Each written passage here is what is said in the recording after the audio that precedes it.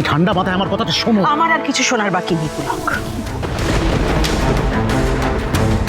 যেদিন থেকে আমার হুঁশ হয়েছে সেদিন থেকে আমি যা যা দেখছি, যা যা শুনছি, তাতে এইটুকু তো স্পষ্ট যে এ বাড়িতে আমার জায়গাটা একেবারে তলানিতে এসে ঠেকেছে।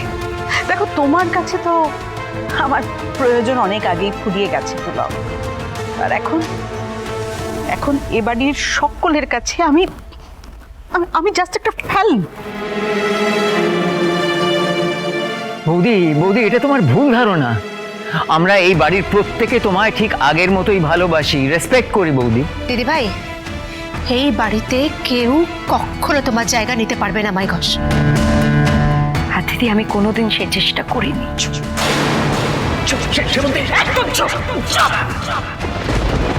আমার সামনে নাটকগুলো করবে না। কি ভেবেছ আমি কিচ্ছু বুঝি না। তোমার আসল উদ্দেশ্য কি আমি জানি না। কেন তুমি আমাকে দেখার নাম করে, আমাকে সেবা করার নাম করে এ বাড়িতে থেকে গেছো? সবটা স্পষ্ট আমার কাছে। তুমি ঠিক বলেছো দিদি, আমার ভুল হয়েছে। তুমি সুস্থ হয়ে যাওয়ার পরই আমার এ বাড়ি ছেড়ে চলে যাওয়া উচিত ছিল।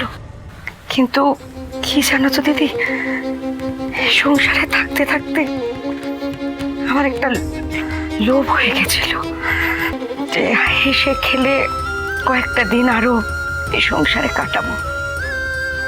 এ লোভ হওয়া আমার অন্যায়। আমার এটা উচিত হয়নি দিদি, আমার সত্যি উচিত হয়নি। কেন বলছো দেবিকা?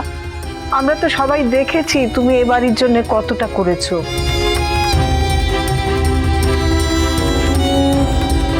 সেটা তো অনধিকার চর্চা করেছি।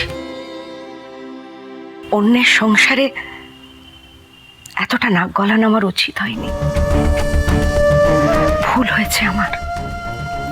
আজকে দিদির কথায় আমার সত্যি চোখ খুলে গেছে।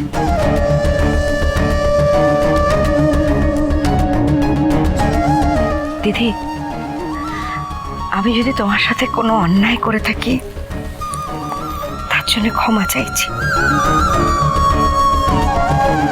আর কথা দিচ্ছি যে আমি আজই এ বাড়ি ছেড়ে চলে যাব। এও কথা দিচ্ছি যে তোমার সংসারে আমি আর তাকিয়েও দেখব না।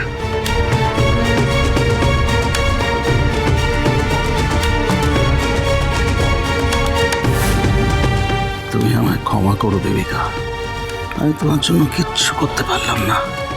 আমারও মনে হয় দেবিকা আন্টির এবার এই বাড়ি থেকে চলে যাওয়া উচিত। তাহলে মায়েরও মনটা হালকা হবে আর এই বাড়িতেও আবার শান্তি ফিরে আসবে। কি ঠাম্মি? দেবিকার জন্য এ বাড়িতে কোনো অশান্তি হয়নি ডোনা।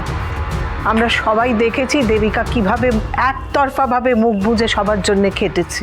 এখন যদি তোমরা সেটাকে অস্বীকার করো, ওর এই অবদানটাকে অস্বীকার করো, সেটা কিন্তু অকৃতজ্ঞতা হবে। কি বললেন?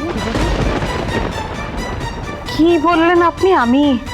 আমি তার মানে ওর সঙ্গে অকৃতজ্ঞতা করেছি? করনি তুমি অকৃতজ্ঞতা।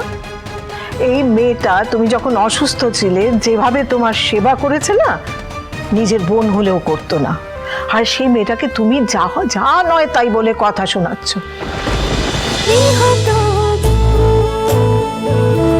গৃহপ্রবেশ সোম থেকে রবি রাত 10টায় স্টার জলসায় ও জিও হটস্টারে।